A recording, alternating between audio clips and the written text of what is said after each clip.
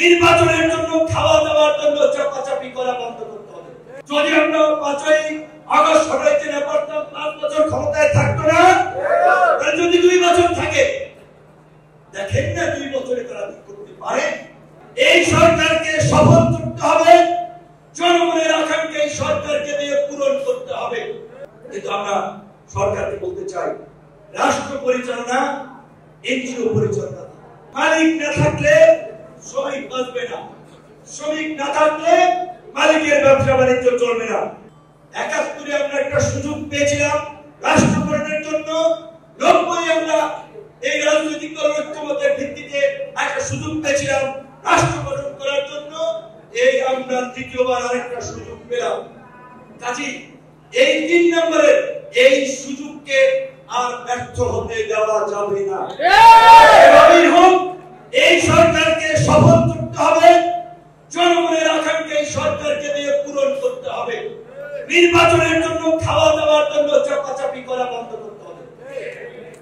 শেখ হাসিনা 16 বছর ক্ষমতায় ছিল না, যদি আমরা 5ই আগস্ট সবাইকে না পারতাম 5 বছর ক্ষমতায় থাকতো না, আর যদি 2 বছর থাকে দেখেন না 2 বছরে তারা কি করতে পারে। আগে নির্বাচনে প্রস্তুত নানা ধরনের কথাবার্তা বলে সরকারের অনেকের মনোবল দুর্বল করে দেওয়া হচ্ছে। কারণ সরকার এখন ভাবতেছে আমি যে সংস্কার করব আমি কতটুকু করতে পারবো, আমি কতটুকু যেতে পারবো, রাজনৈতিক দল, পরিবহন মালিকরা, শ্রমিকরা আমাকে কতটুকু সমর্থন দিবে বা দিবে কিনা। কিন্তু আমরা সরকারকে বলতে চাই রাষ্ট্র পরিচালনা এনজিও পরিচালনা। রাষ্ট্র পরিচালনা রাজনৈতিক সংগঠন পরিচালনা, রাষ্ট্র রাজনৈতিক সংগঠন।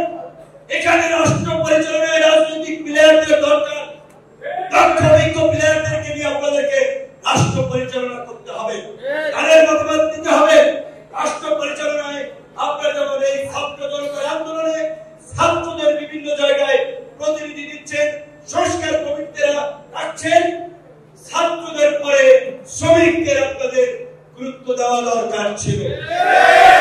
পৃথিবীর ইতিহাসে এই সভ্যতার ইতিহাসে সমস্ত পরিবর্তনের ক্ষেত্রে ছাত্র শ্রমিকরা অগ্রণী ভূমিকা পালন করছে।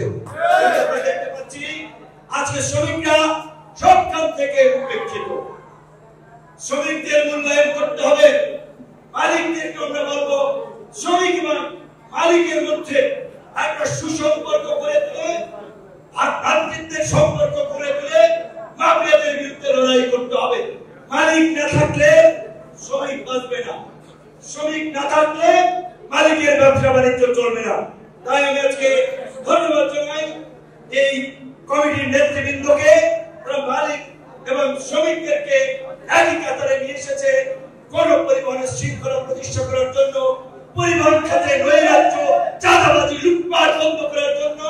এবং আপনাদেরকে বলতে চাই গণ অধিকার পরিষদ সহ এইখানে রেজিস্ট্রার সারা ভাই বক্তব্য রেখেছেন, আমাকে বলছেন একদিন আগে আপনাদের পক্ষে আমরা সারা বাংলাদেশের জনগণকে নিয়ে আপনাদের এই স্বপ্ন পূরণে আপনাদের পাশে থাকবো, কিন্তু কারো হুমকি ধামকিতে দুর্বল হলে চলবে না। আমরা বলছি এই পরিবহন যেহেতু আপনাদের সাথে নেমেছি, এই মাফিয়া দুর্বৃত্তদের দৌড় আমরা শেষ পর্যন্ত দেখে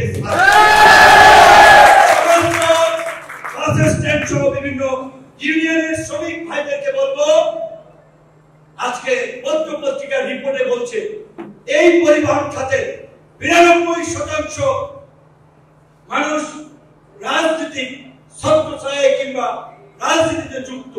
দেখা যায় অনেকের পরিবহন নাই, কিন্তু আরেকজনের শেল্টার দেওয়ার জন্য তাকে মালিকানার কিছু পার্সেন্টেজ দিচ্ছে। আর গত বছরের রিপোর্টে দেখা গেছে 80% মালিক সরাসরি আওয়ামী লীগের রাজনীতির সাথে যুক্ত ছিল। আজকে